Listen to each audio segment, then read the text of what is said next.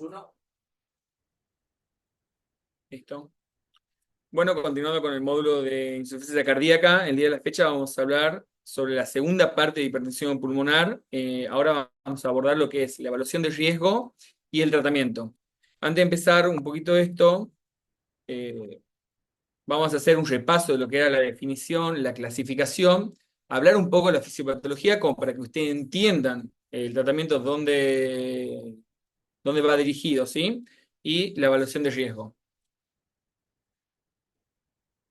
Cuando hablamos de las definiciones, como yo les comentaba en la clase previa, en la parte uno de hipertensión pulmonar, ¿cómo definimos hipertensión pulmonar? Con un aumento de la media, medida en cateterismo derecho, donde yo tengo valores arriba de 20 milímetros de mercurio, ¿sí? Lo clasifico en los 5 grandes grupos: grupo uno, grupo 2, grupo 3 y 4. El grupo uno específicamente es lo que vamos a enfocarnos actualmente en la clase de hoy, que es hipertensión arterial pulmonar, donde lo que está afectado es el lecho vascular, ¿sí? El endotelio de la vasculatura pulmonar. Entonces, nosotros nos vamos a enfocar en eso para el tratamiento. Grupo 2 sabemos que es secundario a cardiopatía izquierda, y el tratamiento es tratar la comorbilidad de base, igual que el grupo 3 que es por enfermedad pulmonar. Hay que tratar la patología de base.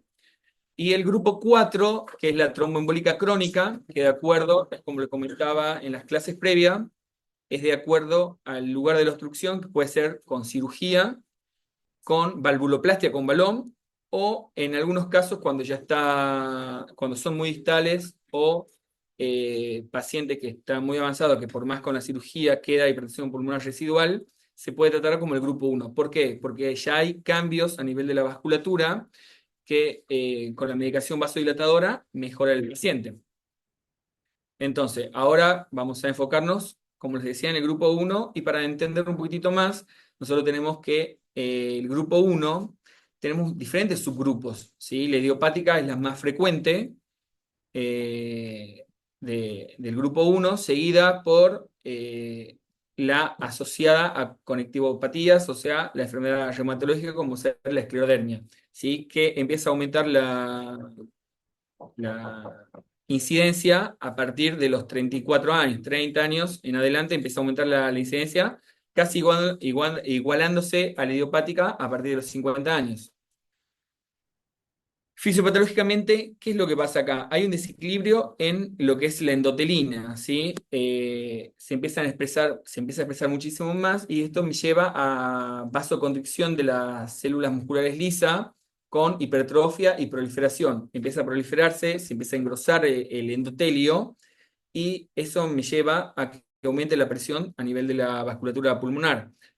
Obviamente va a haber proliferación de células endoteliales, migración de fibroblasto, y todo eso me lleva a un fenómeno de inflamación con aumento de las citoquinas y las interleuquinas. En una primera etapa, nosotros, como podemos observar acá, no sé si se llega a ver en la flecha, sí. Bueno, en la primera etapa tenemos un estadio normal, donde tenemos el vaso sanguíneo, donde tenemos la adventicia, la media y la íntima, de un calibre normal. Podemos observar acá, ¿sí? Lo que es la vasculatura, lo que es el endotelio, está normal. En una etapa reversible, la primera etapa donde empieza a haber cambios, ya empieza a haber un aumento de esa vasculatura, donde hay proliferación precoz de la íntima, con distrofia del músculo liso y una reducción, obviamente, como se disminuye la luz, hay una reducción del flujo. Con el tiempo ya va a una etapa más irreversible. En esa etapa más irreversible yo ya voy a tener fibrosis y proliferación de la íntima, lecciones plexiformes, y puede haber trombosis. Por eso es que previamente, antes a los pacientes generalmente se los dejaba anticoagulados. Ahora ya se vio que generalmente ya no se los deja anticoagulados, salvo que tengamos arritmia auricular que justifiquen que el paciente esté anticoagulado, o alguna otra patología que me lo justifiquen, ¿sí? O, por ejemplo, los pacientes del grupo, la tromboembólica crónica, que deberían estar anticoagulados. Fisiopatológicamente, ¿qué es lo que pasa en la hipertensión arterial pulmonar? Hay un remodelado de ese ventrículo, ¿sí? Por la sobrecarga, el aumento de la presión del ventrículo derecho, a la primera etapa hay un remodelado que es adaptativo, ¿sí?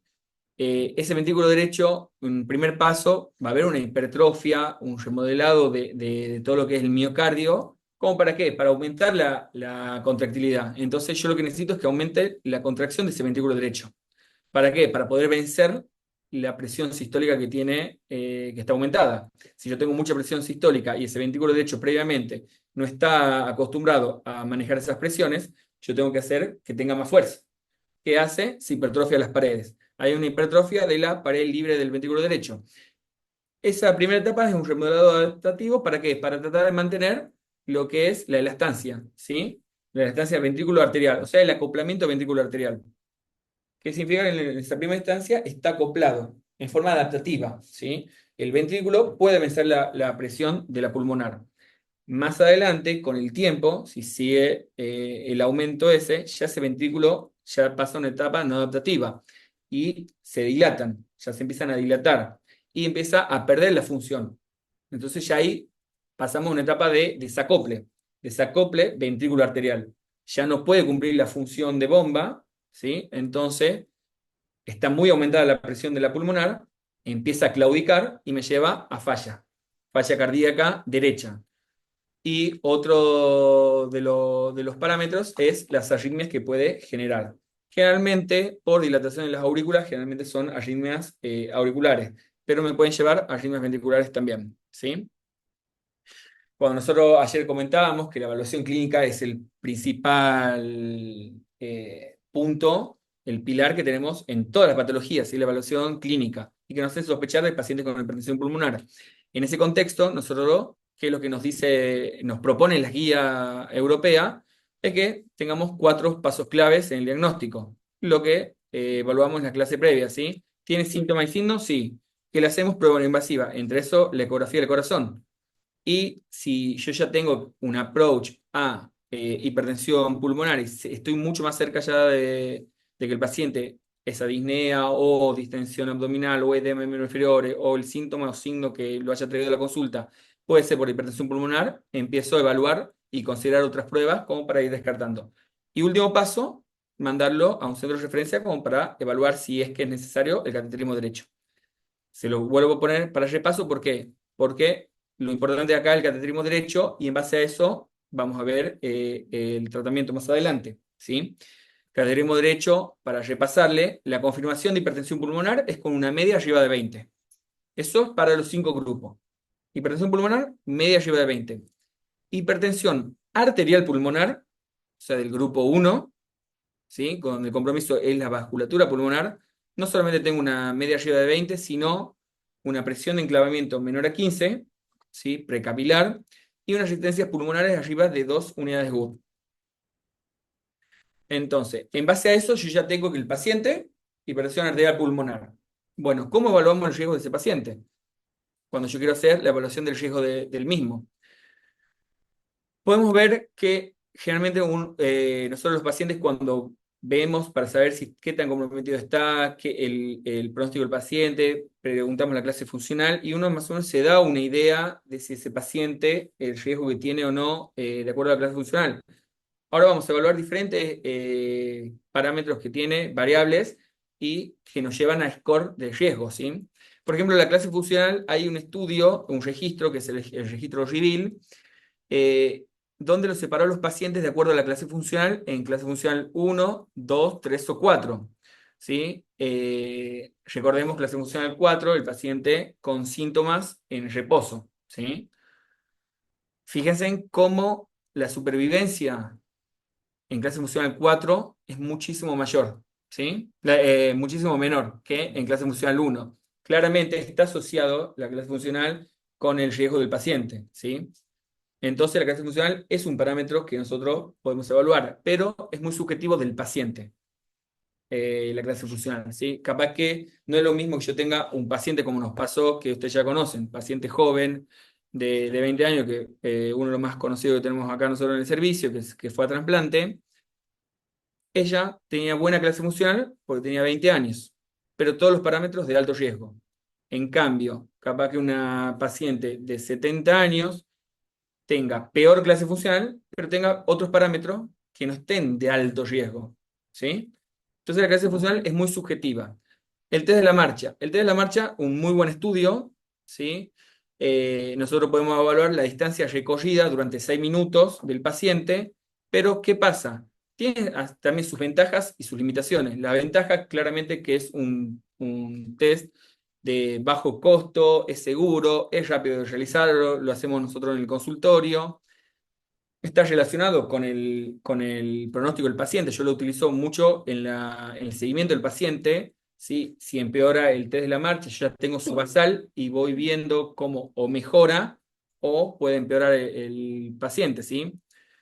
Pero está muy limitado ¿a qué?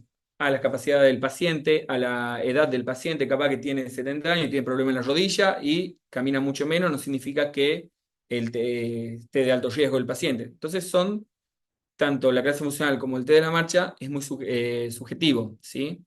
Entonces, no solo son esas variables las que se analizan, sino que hay diferentes variables. Este score es el de la guía europea, que es el famoso semáforo que ustedes ya lo conocen, donde en verde podemos ver el riesgo bajo, intermedio en amarillo y en rojo el riesgo alto, ¿sí? Evalúa diferentes variables. En este caso, evalúa 10 variables, ¿sí? Donde tenemos variables que son clínicas, donde yo puedo evaluar si el paciente tiene signo o no de insuficiencia cardíaca derecha, y veo y me dice ausente, ausente o presente.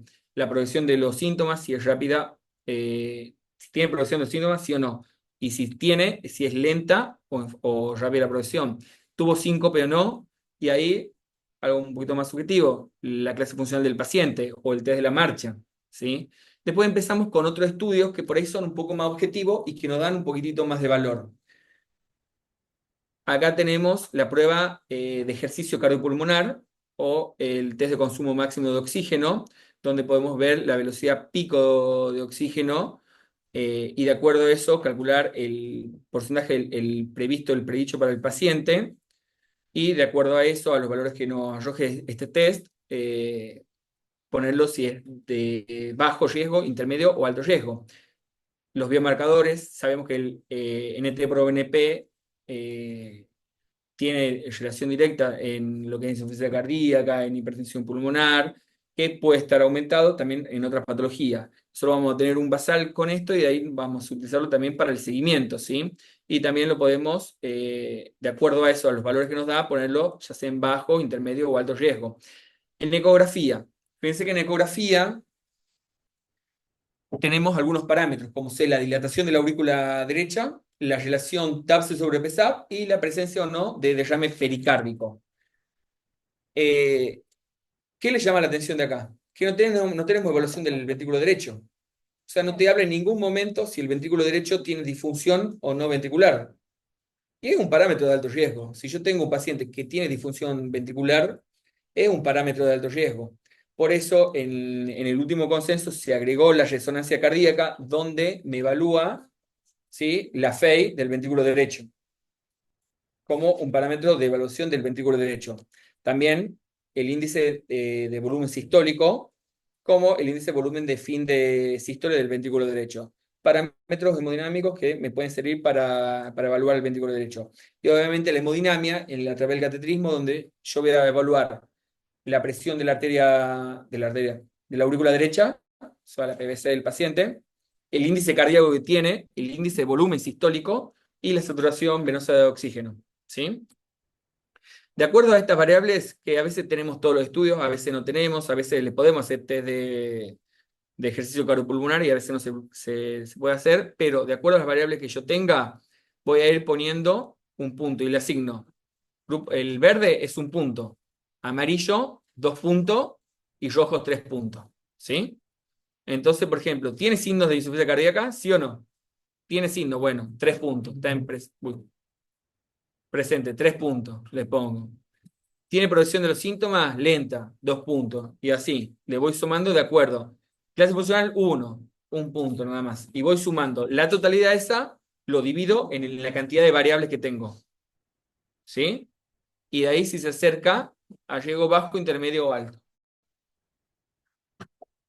¿Qué nos propone las guías europeas? Que se puede hacer la evaluación de riesgo y cómo es la evaluación de riesgo inicial y el seguimiento del paciente. Basal, claramente la evaluación clínica siempre va a estar presente en todos los estadios del paciente. La prueba de 6 minutos, el ProBNP, un electrocardiograma. La ecografía, claramente, para saber el approach inicial, para saber basalmente cómo está el paciente, los gases arteriales, y ves que lo que es el test ejercicio cardiopulmonar no es que está recomendado en el basal siempre hacerlo, pero obviamente el cateterismo sí. Al seguimiento, después de iniciado el tratamiento entre los 3 y los 6 meses, no hace falta que yo lo repita al cateterismo cardíaco derecho, salvo que yo tenga un paciente que está en alto riesgo que yo realmente quiero evaluar cómo está, ¿sí? Con hacer la evaluación clínica, el test de caminata, el NT-proBNP, estaría bien. Después, cada 13 meses, si el paciente está estable, me recomiendan esto, ¿sí? Y en caso de seguimiento, empeoramiento clínico, ahí sí te agrega el cateterismo derecho. Ahora, para simplificarlo, lo hicieron un poquitito más corto encima. Variables para usar y definir al paciente en 4 estratos: riesgo bajo, intermedio alto o riesgo alto. La verdad que las variables que utilizan son muy pocas. Es la clase funcional, la caminata de 6 minutos y el nivel de ProBNP. La verdad que estas dos primeras, que son bastante subjetivas y dependen mucho de las condiciones del paciente, si es joven o no es joven, no me sirve mucho. O sea, sí me dan información, pero es preferible tener algo más objetivo. El ProBNP sí es algo que utilizamos nosotros bastante en la práctica. Pero, por ejemplo, yo no le negaría en un seguimiento una ecografía del corazón al paciente, ¿sí? Un ecocardiograma. No hace falta un cateterismo, pero un ecocardiograma tranquilamente se le puede hacer. Entonces, podemos ver cómo... mira, tenés para agregar a alguien. Ahí. Entonces, podemos ver cómo, por más que lo proponen la guía europea, tiene algunos puntos flojos, ¿sí? Por eso, no solamente existe el score de riesgo de la guía europea, sino también existe este otro score, que es el score Reveal 2.0. Este score lo que te habla es analizar otro tipo de variables. Por ejemplo, ¿a qué subgrupo pertenece? ¿Es del tejido conectivo? ¿Sí o no? ¿Es portopulmonar? ¿Sí o no? ¿Es hereditaria? No. Capaz que el paciente era por una CIA, 0 puntos. ¿Sí? No está acá. Si es el tejido conectivo, un punto más. O sea, que sea una esclerodermia tiene peor pronóstico capaz que una idiopática, ¿sí? O que por una CIA. Entonces, hay que ver, obviamente, evaluar cada caso. Pero toman otros parámetros. La edad del paciente, no te lo toma como variable la edad del paciente, el otro score. Las comorbilidades que tiene, si tiene un filtrado glomerular bajo, también te lo toma. O sea, que tenga insuficiencia renal ya te eleva el score, el riesgo también del paciente. La clase funcional, eso sí está presente en los dos grupos, pero las hospitalizaciones en los últimos 6 meses, no, y sabemos que con cada hospitalización el deterioro del paciente es mucho mayor, ¿sí? Entonces, eso está bueno, ¿sí? ProBNP y caminata sí comparten con el otro score, y lo que es ecografía y el test, ecografía sí, y lo que es el test pulmonar, esto está bueno porque la DLCO no te lo toma el otro score, pero este sí, una variable que te lo analiza. Entonces, por ahí está bueno tener a mano los dos scores. Es bastante simple, uno pone score e hipertensión pulmonar y la página directamente uno va cliqueando y te sale el resultado. Entonces, de acuerdo a eso, yo tengo si el paciente está en riesgo bajo, intermedio o alto. ¿Por qué me importa esto? Porque de acuerdo a eso va a ser como el tratamiento que yo le voy a dejar al paciente. Una vez que yo tengo el diagnóstico de hipertensión pulmonar, con un test vasoreactividad negativo, ¿sí? Tengo el diagnóstico de hipertensión pulmonar, tengo que ver si el paciente tiene comorbilidades cardiovasculares o no. Si no tiene comorbilidades cardiovasculares, veo, está en riesgo bajo, intermedio o bajo, inicio doble esquema, siempre doble esquema, ¿sí? ¿Con qué? Con un ERA, o sea, un antagonista de los receptores de la endotelina, como ser ambrisentan, bosentan o masintentan, y asociado a un inhibidor de la fosfodiesterasa 5, como ser tadalafilo o sildenafil. En riesgo alto, no es solamente eso que le acabo de nombrar, sino también sumarle una prostaglandina y hacer el seguimiento del paciente entre los 3 y 6 meses. Y de acuerdo ahí el seguimiento, si sigue en riesgo bajo, continúa igual tratamiento. Si está en riesgo intermedio, puedo agregar eh, una prostacyclina vía oral, ¿sí? Un Celexipac, ¿sí? Ahora, si el paciente está en riesgo alto, directamente pasarle intermedio alto o alto, pasarlo a una prostaglandina parenteral, como ser subcutánea como el treprostinil o endovenosa como el lepoprostenol. Ahora, en aquellos pacientes que eran del grupo uno pero que tiene muchas comorbilidades. Por ejemplo, capaz tengo un paciente añoso, 75 años, que tiene fibrilación auricular, tuvo un infarto previo, pero que no es del grupo 2 porque no es por falla del ventrículo izquierdo. Era un grupo uno pero que puede tener comorbilidades previas, ¿sí? Era diabético, etcétera. En eso intentamos primero con una monoterapia, que ahí puedo iniciar ya sea un antagonista de la endotelina o tadalafil o sildenafil. Generalmente nosotros utilizamos tadalafil o sildenafil como para evaluar la respuesta del paciente, ¿sí? La idea es siempre llevarlo a riesgo bajo, al verde. Entonces, cuando vamos a evaluar el tratamiento, lo primero que quiero que tengamos claro y enfoquemos, acá aparece, bueno, la computadora se ve un poquito mejor, ahí en la tele capaz que está, no se llega a leer bien, más que lo que es farmacológico, me gusta que también que veamos otras medidas generales, que es lo que nosotros uno le recomienda al paciente también que haga. Fíjense, antes no se recomendaba el ejercicio físico en los pacientes con hipertensión pulmonar. Esto cambió. Ya hace varios años que cambió y actualmente las guías lo siguen sosteniendo y es una recomendación nivel 1A, recomendación de entrenamiento físico supervisado. O sea, que le van a llegar al paciente. Eh, Después, 1C, recomienda el apoyo psicosocial. Recordemos que estos pacientes, todo lo que apoyo psicológico, yo eso siempre se los dejo puesto en la historia clínica. Es importante, ¿sí? Porque es una enfermedad crónica, muchas veces invalidante, entonces que tenga un apoyo psicosocial es importante. La inmunización contra COVID, neumonía y gripe, importante. El apoyo diurético en caso de que el paciente tenga signos de congestión derecha. Oxígeno. ¿Cuándo le damos oxígeno a los pacientes por hipertensión pulmonar?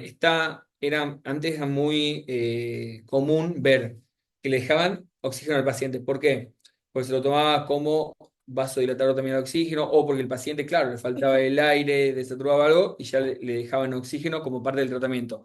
Está indicado solamente en aquellos pacientes que tienen una presión de oxígeno en gasometría menor a 60 milímetros de mercurio. Si no, no le des. Con el tratamiento vasodilatador va a mejorar. Hay pacientes que mejoran y mucho, ¿sí? No es necesario. Ahora, lo que es también anemia, el déficit de hierro, que tenga presencia o no de anemia, porque capaz que no tiene anemia el paciente, pero sí tiene déficit de hierro, como ya saben ustedes, ahí sí hacer la corrección de hierro. Todo indicación 1. ¿Sí? Ahora, en ausencia de anemia, un poquitito menos la indicación, pero también hacer la suplementación de hierro en caso de que haya depresión. La anticoagulación generalmente no se recomienda, ¿sí? Y hay que evaluar en caso. Si tiene FA, bueno, lo dejo al paciente con anticoagulación. Si tiene una tromboembólica crónica, obviamente se lo dejo con anticoagulación. Pero de por sí ya no es una indicación dejarlo anticoagulado de los pacientes. Después, el resto del arsenal que nosotros utilizamos en insuficiencia cardíaca, IECARA2, los inhibidores de la SGLT2, los beta bloqueantes y bardina, no está indicado, salvo casos específicos que yo necesite utilizarlo con el paciente. Si no, no es que te lo ponga acá como contraindicado, pero no es el tratamiento específico, ¿sí? Algunas situaciones especiales que le pueden preguntar si el paciente tiene un vuelo, eh, va en avión el paciente, hay que darle suplemento de oxígeno en aquellos que tienen, como les decía, que ya vienen con suplemento de oxígeno previo, ¿sí? Que ya tenían indicación de suplemento de oxígeno, si no, no. O en aquellos pacientes que capaz que no tenían, porque nunca nadie se lo dejó, pero que tienen una presión de oxígeno en gasometría menor a 60 milímetros de mercurio, ¿sí? Entonces, en esos pacientes sí se los dejamos. Obviamente, la anestesia, lo ideal sería en un centro que tengan especialista por el riesgo que tiene la anestesia. Esto es algo que quiero hacer un paréntesis, es sobre todo lo que es el embarazo. En el embarazo lo ideal es el asesoramiento durante el diagnóstico y tratar de que la paciente no llegue al embarazo. Eh, Tratar de darle dos métodos anticonceptivos, ya sea el método de barrera más tratamiento hormonal o el tratamiento que tenga de acuerdo a su especialista en ginecología y tratar de evitar el embarazo. En aquellos pacientes que deciden tener hijos, quedar embarazada, tratar de recomendarle el apoyo y, si se puede, optar por otras vías alternativas, ¿sí? Ya sea la adopción o subrogación de vientre. En nuestro medio un poquito más complicado, pero en otros países se recomienda. Ahora, en aquellos pacientes que sí o sí ya quieren quedar embarazada o quedaron embarazada, lo ideal sería tratarla en un centro especializado en hipertensión pulmonar. ¿Por qué? Porque va a necesitar un tratamiento mucho más agresivo, ¿sí? ¿Qué pasa? Los inhibidores, por ejemplo, de la endotelina, como ser bosentan, macitentan o ambrisentan, están contraindicados porque son teratogénicos, como también el riociguat, ¿sí? Entonces por ahí lo pasamos a prostaglandina. Ahora, vamos un poquitito más al tratamiento farmacológico. En el tratamiento farmacológico, lo primero que tenemos que ver si el paciente es vasoreactivo o no. Recordemos un poquitito lo que habíamos hablado en la clase previa. ¿Le hacemos a todos los pacientes el test de vasoreactividad? No, solamente le hacemos lo del grupo uno, que son idiopático, por toxinas o drogas o hereditarias, ¿sí? Cuando era positivo, cuando hay una disminución de la presión media, más de 10 milímetros de mercurio, y que baje menos de 40, ¿sí? O sea, si yo tengo el paciente, por ejemplo, que tenía una media antes de 60 y me disminuyó 15 milímetros, o sea, me llegó a 45, no es vasoactivo porque no me bajó menos de 40, ¿sí? Y que el gasto cardíaco no se modifique o en todo caso que aumente. Esto tiene relación hemodinámicamente, como nosotros sabemos, si baja la presión pulmonar, va a aumentar, va a mejorar el gasto cardíaco ese, ¿sí? O no se modifica o que aumente, ¿sí? No que empeore.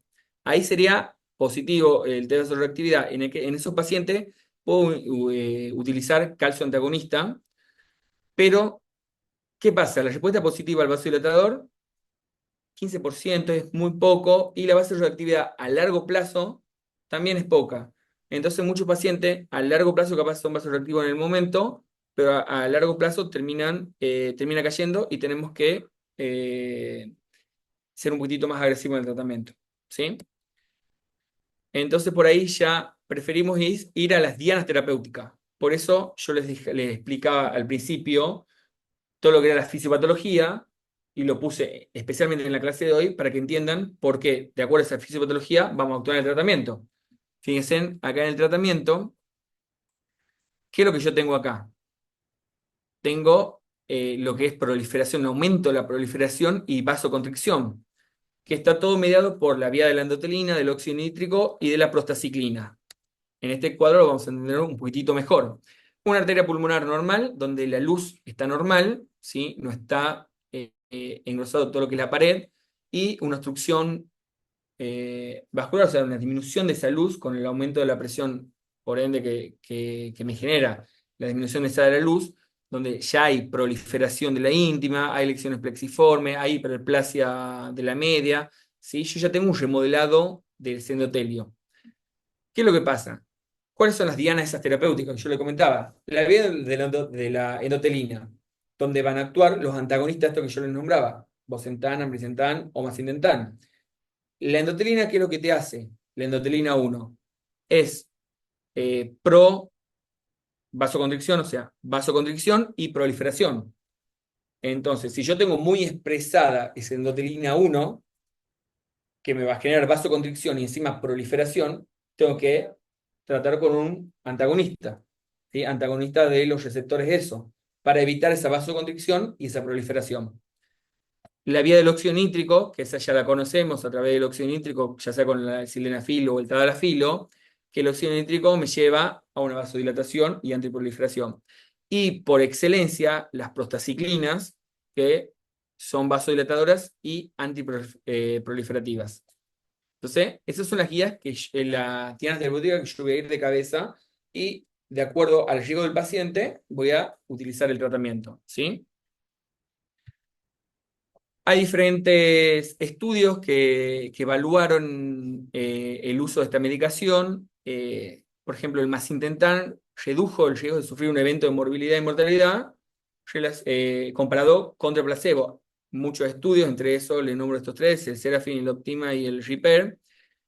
Podemos observar en el Serafin que redujo hasta un 45%, ¿sí? Bastante, el riesgo de evento asociado a hipertensión arterial pulmonar o a muerte por cualquier causa. Fíjense acá cómo las curvas se separan bastante lo que es el placebo, ¿sí? Versus con una dosis de 3 miligramos y la dosis estándar que utilizamos ahora es de 10 miligramos, ¿sí? Con la de 10 miligramos es mucho mayor la reducción, ¿sí? Pero ya con la de 3 ya hay una reducción, o sea, es bastante significativo.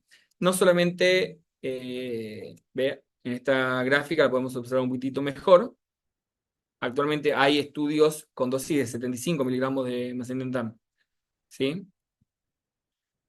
No solamente redujo el riesgo, sino, por ejemplo, en este estudio, en el Optima, también redujo casi un 50% el valor de las resistencias vasculares pulmonares. O sea, tiene cambios también hemodinámicos, ¿sí?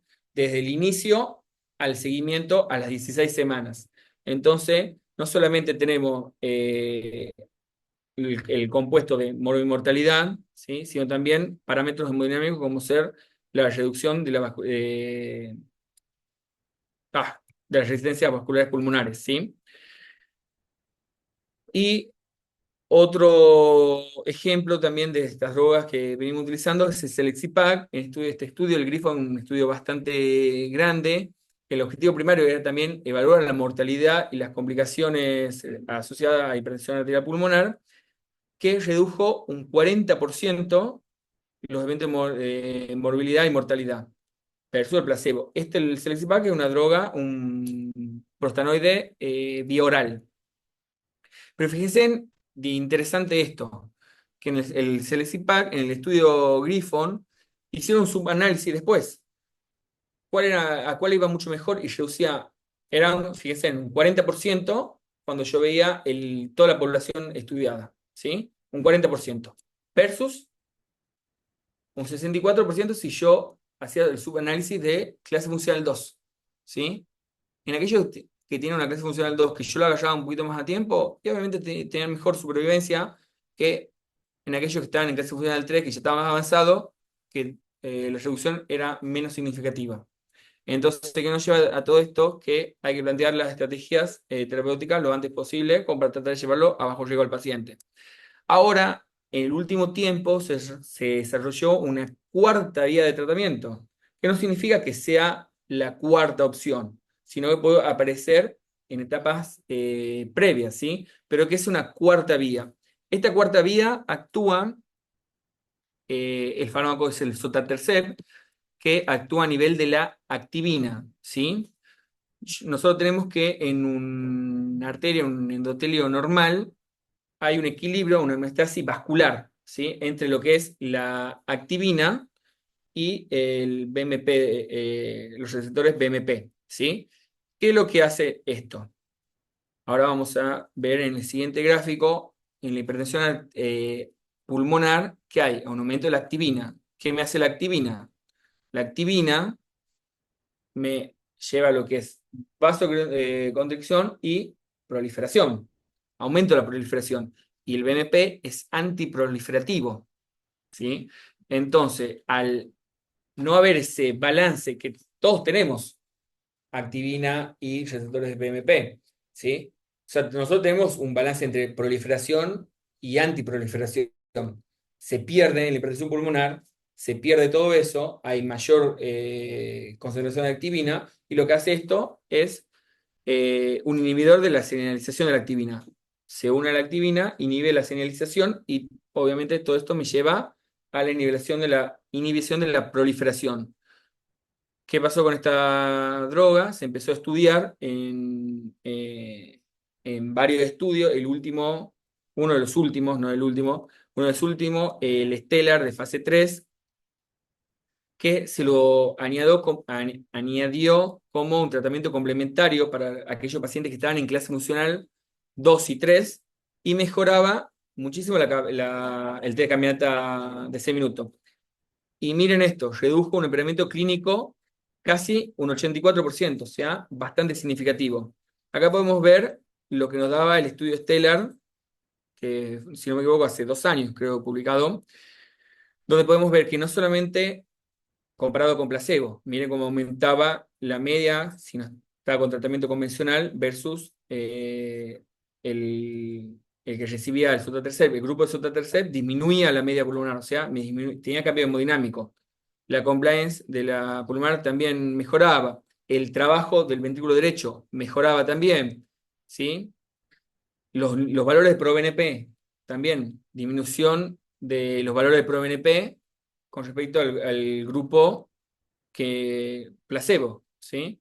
Entonces, tenemos diferentes parámetros de mejoría. Y como el acoplamiento ventrículo arterial, TAPS sobre la PSAP, aumentaba. ¿Sí? Ahora, este año, recientemente, hace un mes, se publicó el estudio Zenith, que se lo publicó en el Congreso Americano en Chicago. Este estudio era en aquellos pacientes con hipertensión arterial pulmonar que estaba en alto riesgo, ¿sí? Clase funcional 3-4. A diferencia de los otros, claramente que cuando diseñan el estudio lo hacen en clase funcional 2-3, este ya agarraron un grupo de población un poquito más complejo, con un riesgo mayor, 3-4. Y fíjense también cómo se separaban las curvas desde el inicio al seguimiento, cómo en la proporción de pacientes sin eventos se mantenía versus los pacientes que tenían eventos. ¿Sí? Fíjense acá los eventos. Mortalidad por todo el número de eventos primarios, el grupo sotatercept 15 versus un 47%. Un 54%, 47 LN, un 54%, o sea, una diferencia bastante grande. Obviamente cuando yo desglosaba todo eso y veíamos los componentes del punto primario, muerte por todas las causas, los que llegaban a trasplante, ¿sí? O el empeoramiento de la hipertensión pulmonar, que eran el evento, como ellos lo denominan, evento primario. Entonces, es bastante significativo el grupo con sotatercept versus el grupo con placebo, ¿sí? Así que bueno, ese sería todo lo que es el tratamiento farmacológico, el arsenal que tenemos en este momento. Hay muchas moléculas en estudio y que bueno, claramente más adelante habrá noticias. Así que bueno, eso sería todo y con esto terminamos el módulo de hipertensión pulmonar de insuficiencia cardíaca.